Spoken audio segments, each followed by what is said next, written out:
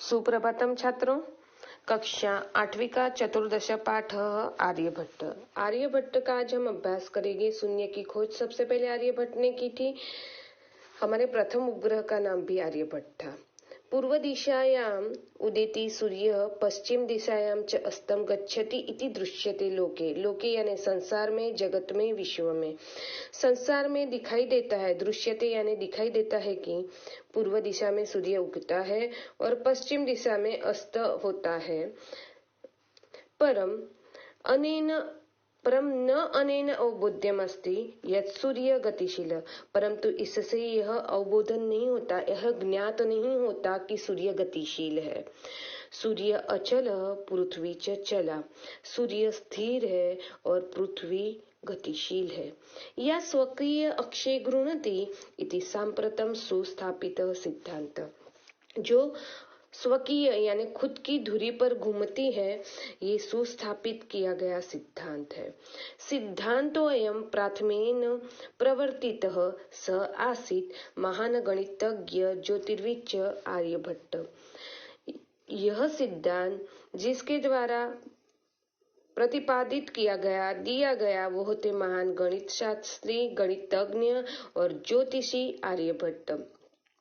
पृथ्वी स्थिरा वर्तते इति परंपरा प्रचलित रूढ़ी तेन प्रत्यादिष्टा। पृथ्वी स्थिर है, यह परंपरा और प्रचलित रूढ़ी का उनके द्वारा खंडन किया गया।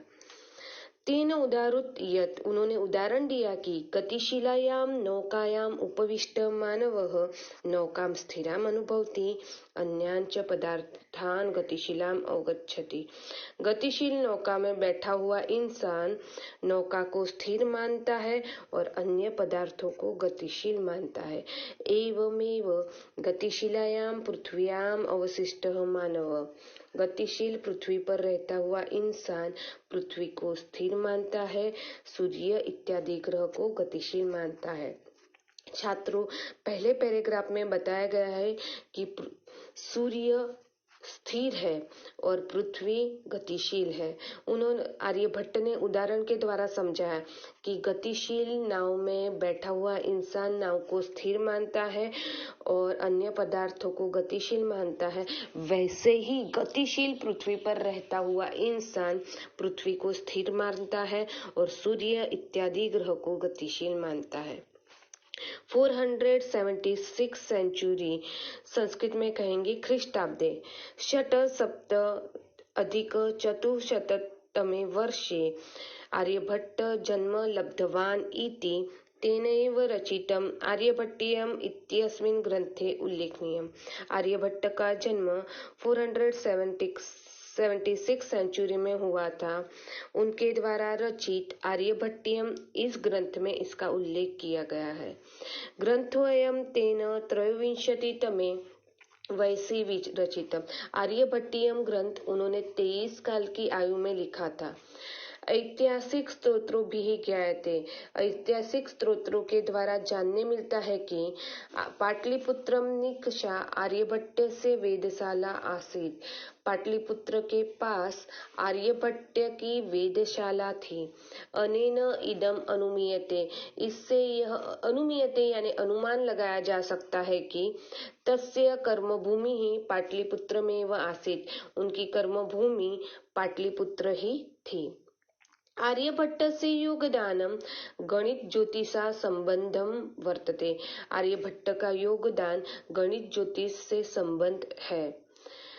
यत्र संख्यानाम आकलनम महत्वम आदधाति, यहाँ पर संख्याओं का आकलनम यानी गणना का महत्वम आदधाति यानी रखा है।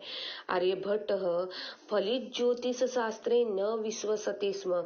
आर्यभट्ट फलित ज्योतिष शास्त्र में विश्वास नहीं करते थे। गणितीय पद्धत्या कृतम, गणितीय पद्धति करके आकलनम आधृत्य, आकलन यानी गणना करके, एव तेन प्रतिपादितम, गणना करके ही उन्होंने प्रतिपादित किया, यद ग्रहणे राहु केतु नाम दानवो नास्ति। ग्रहण में राहु केतु नाम के दानव नहीं है। तत्र तु सूर्य चंद्र पृथ्वी इति त्रीणि कारणानि, वहाँ तो सूर्य, चंद्र और पृथ्वी यह तीन ही कारण है।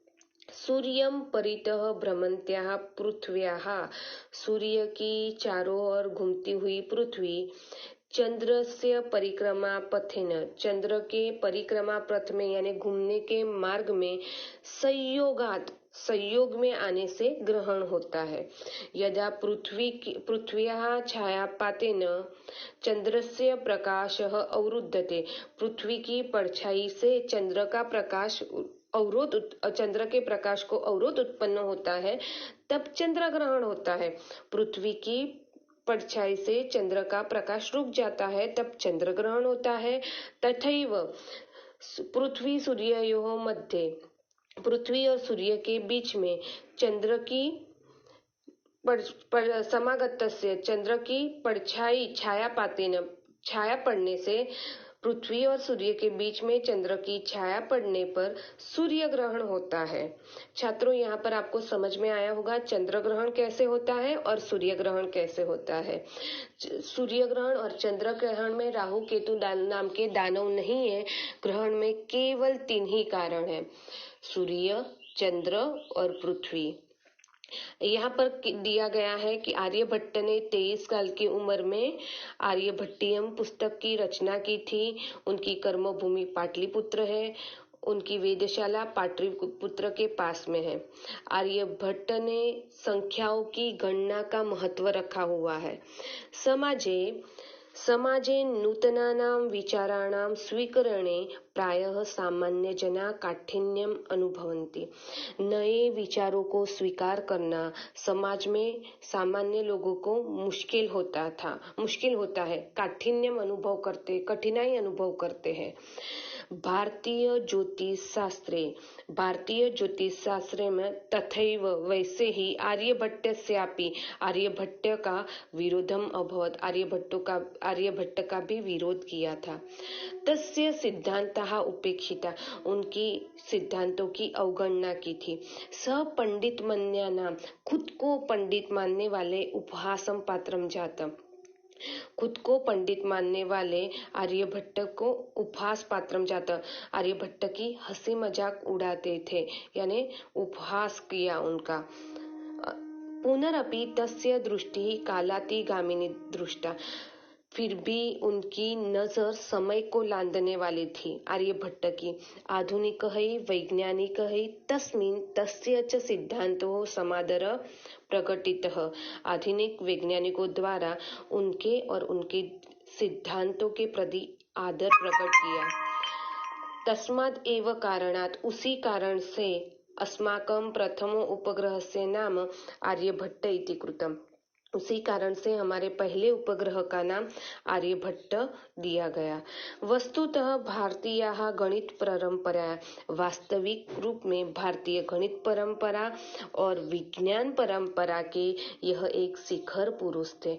छात्रों, आपको आर्यभट्ट लेसन समझ में आया होगा। आपको एक्सरसाइज अपनी नोटबुक में लिख लेना है। धन्यवाद।